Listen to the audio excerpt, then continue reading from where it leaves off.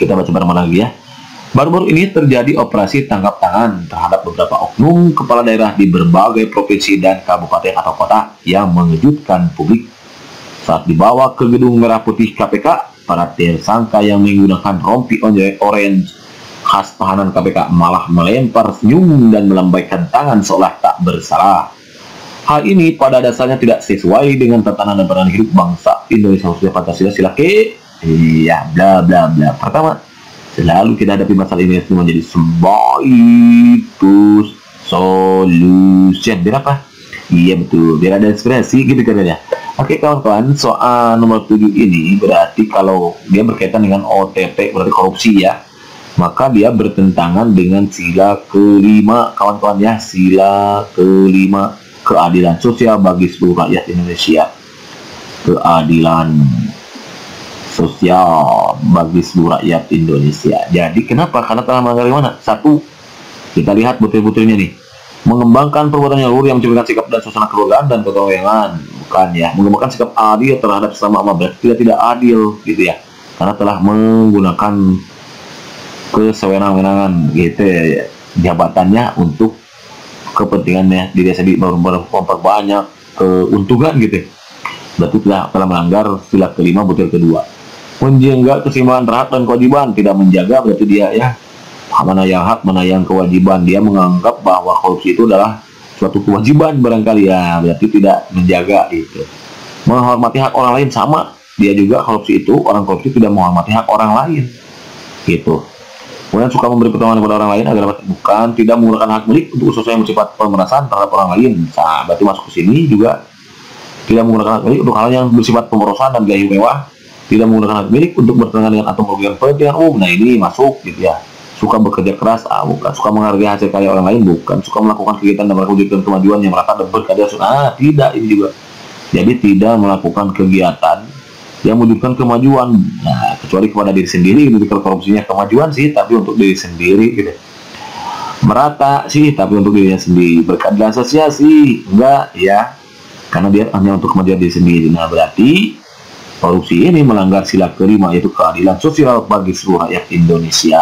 Begitu kawan-kawan, understand? Tidak minat? Jadi sendiri mantap.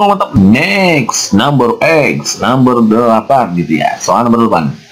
Soalnya kayak gini, kita baca bareng-barengnya. Setiap tahunnya selalu terjadi kebakaran hutan dan lahan yang menyebabkan kabut asap terjadi di berbagai wilayah di Indonesia. Presiden Joko Widodo telah memerintahkan menteri terkait mengambil langkah penanggulangan dan pencegahan agar hal tersebut tidak terjadi lagi di masa yang akan datang.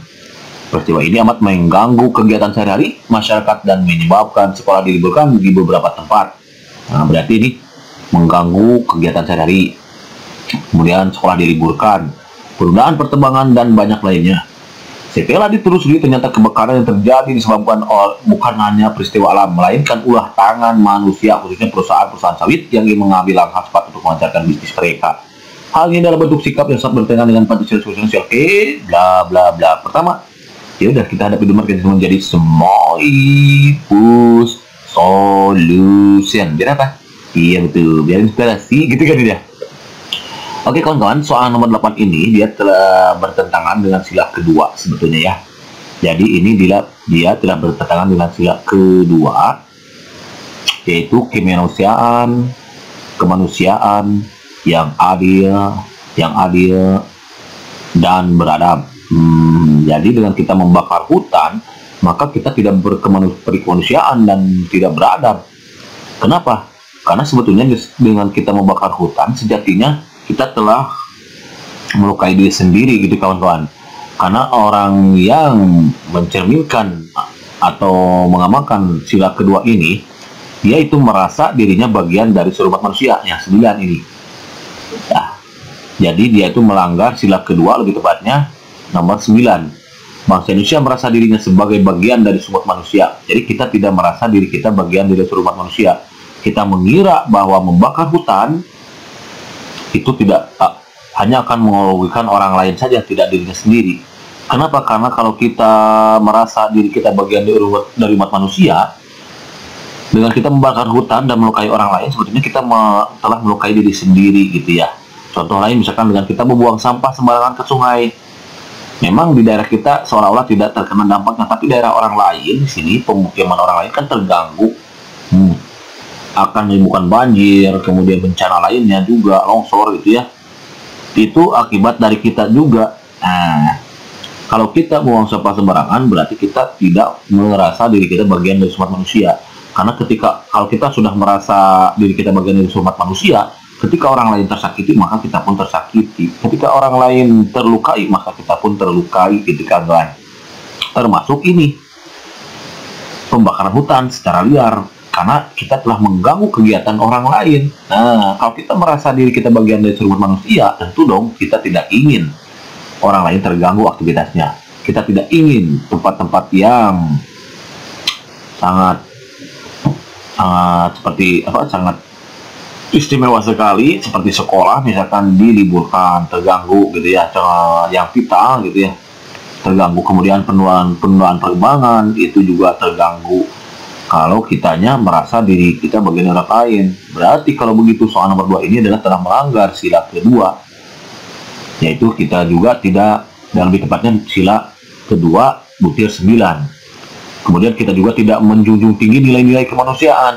Nah, karena dengan membakar hutan berarti kita tidak menjunjung tinggi nilai kemanusiaan gitu ya, yang telah merugikan orang lain secara tidak langsung. Kemudian gemar melakukan kegiatan kemanusiaan, ya harusnya kita mengunjungi bencana, kita datang berbagi makanan ataupun motivasi kepada orang yang tertimpa bencana, itu kita sudah masuk atau sudah mengamalkan sila kedua butir 8. Nah, untuk kasus ini lebih tepatnya kita ada pelanggaran sila kedua butir ke-9, karena kita tidak merasa diri kita bagian dari umat manusia. Kalau kita merasa diri kita bagian dari seluruh umat manusia, maka kita tidak mungkin buang sampah sembarangan, kita tidak mungkin melakukan pembakaran hutan, karena ketika orang lain tersakiti, harusnya kita pun tersakiti. Begitu kan, understand? Inap-inap, ini sedih, mantap, mantap. Next, soal nomor 9, nomor 9 nih. Eksploitasi besar-besaran terhadap sumber daya alam milik Indonesia yang dilakukan oleh perusahaan asing telah mengakibatkan kerusakan alam yang masif. Sumber minyak tersebut, batu bara, emas, dan nikel dikerumuk demi menguntungkan sebagian kelompok saja. Hal ini saat bertentangan dengan Pancasila khususnya sila ke bla bla bla. Oke kawan-kawan, pertama kita harus tahu dulu what is the meaning eksploitasi. Jadi di dalam KBBI, eksploitasi itu adalah politik pemanfaatan untuk keuntungan sendiri. Satu. Kalau di Wikipedia yang makin lancir, itu dikatakan bahwa eksploitasi itu berarti politik pemanfaatan secara sewenang-wenang atau terlalu berlebihan terhadap suatu subjek eksploitasi hanya untuk kepentingan ekonomi semata-mata tanpa memperhatikan rasa kepatutan, keadilan, serta kemasyarakatan. Maka kalau begitu, soal ini bertentangan dengan sila kelima lagi. Kelima ya, ini sorry. Ini dengan sila kelima, keadilan sosial bagi seluruh rakyat Indonesia. Keadilan sosial bagi seluruh rakyat. Keadilan sosial bagi seluruh rakyat Indonesia. Oke kawan-kawan, perlu kita ketahui bahwa sila kelima itu nilai sosial bagi seluruh rakyat itu diantaranya nih, nilai instrumentalnya itu pasal 33, 34. Untuk pasal 33 kan tentang sumber daya alam ya, 34 itu tentang fakir miskin kalau nggak salah itu.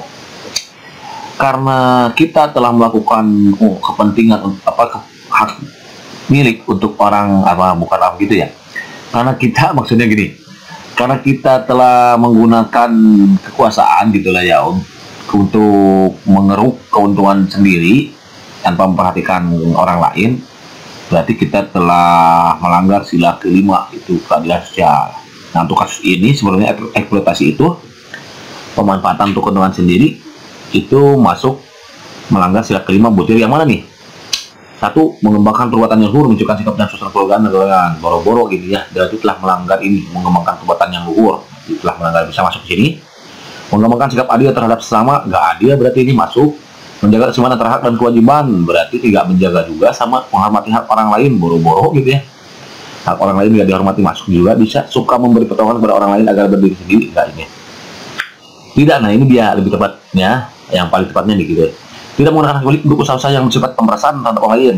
Tidak menggunakan hak milik untuk hal yang bersifat pemborosan dan gimana. Tidak menggunakan hak milik untuk bertentangan dengan atau merugikan kepentingan umum. Nah, lebih tepatnya ini kawan-kawan. Ya.